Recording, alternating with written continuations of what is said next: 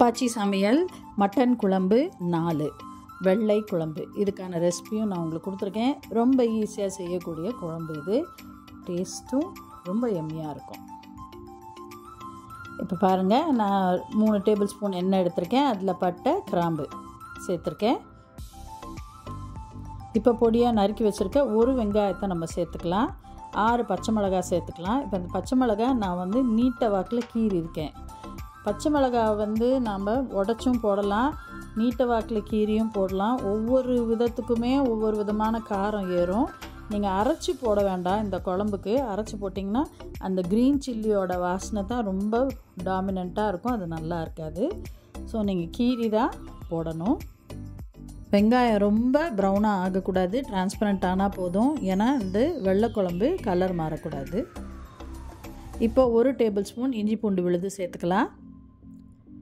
அதையும் நாம் கொஞ்சம் பச்சை வாசனை போகிற வரைக்கும் சாட்டே பண்ணிக்கலாம்.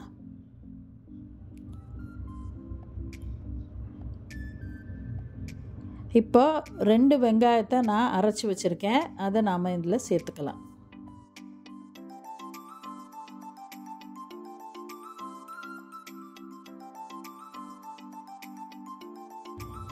நான் ஏன் வெங்காயம் அரைச்சிருக்கேன்னா குழம்பு கொஞ்சம் திக்காக வரும், அதுக்காக. வெங்காயத்தோட பச்சை வாசனை போகிற வரைக்கும் நம்ம நல்லா இதை வதக்கிக்கணும்.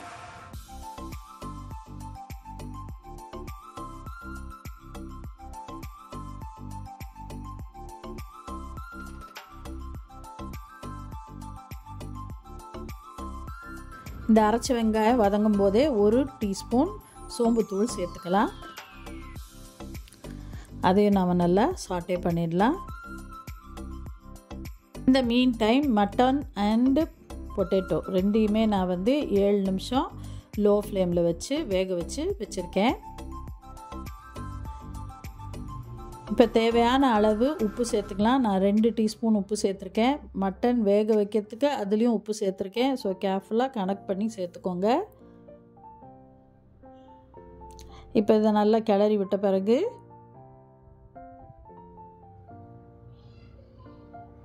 வேக வச்ச மட்டனை சேர்த்துக்கலாம். அந்த சூப்போடே சேர்த்துக்கோங்க, அப்போ தான் அது ருசி.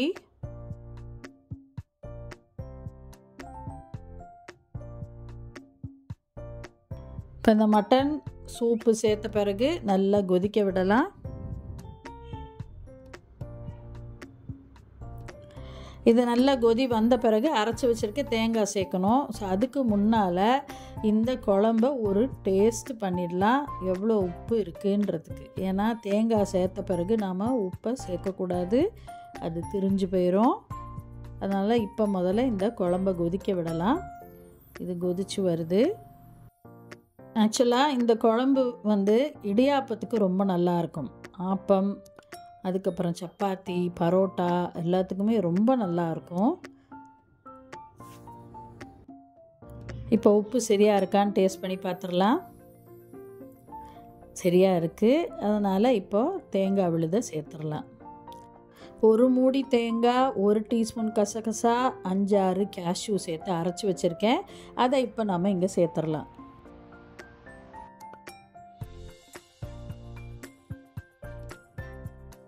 தேங்காய் விழுது சேர்த்த உடனே ரொம்ப கொதிக்க விடக்கூடாது. ஒரு கொதி வந்தவுடனே நம்ம குழம்ப இறக்கிடணும்.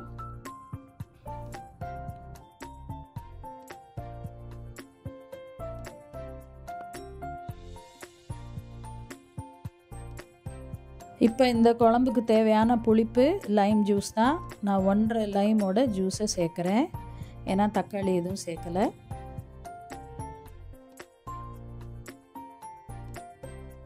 அதில் குழம்பு இப்போ ரெடி ஆகிடுச்சுங்க. ஒரு ஹாட் பேக்கில் ஊற்றி வச்சுட்டு சூடாக சர்வ் பண்ணுங்கள், ரொம்ப நல்லாயிருக்கும். நீங்கள் இந்த க்ரீன் சில்லிஸை ரிமூவ் பண்ணிவிட்டு கூட குழம்பை நீங்கள் எடுத்து வைக்கலாம். Just try and enjoy this குழம்பு.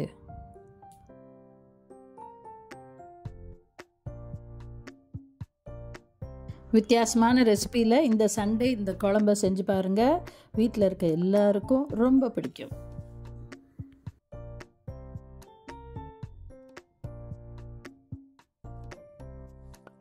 கடைசியாக குழம்பு இறக்கிறதுக்கு முன்னால் கொஞ்சம் கொத்தமல்லி தழையை மேலே தூவி விட்டுறலாம்.